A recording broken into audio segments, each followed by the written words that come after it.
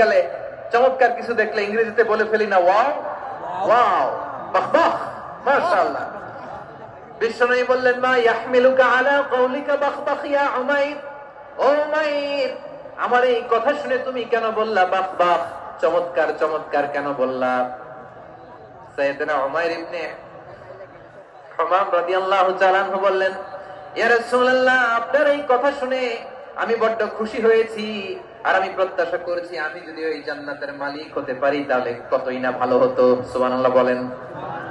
বিশ্বনবী বললেন, ছোট এই জান্নাতের দিকে, যে জান্নাত আকাশ জমিন বিস্তৃত, আপনার এই চমৎকার মুখনিসৃত কথা শুনে আমার হৃদয়ের মধ্যে জান্নাতি হওয়ার বাসনা জেগে উঠলো, এজন্য বলেছি বাহ বাহ, আমি যদি ওই জান্নাতে যেতে পারতাম কতই না ভালো হতো।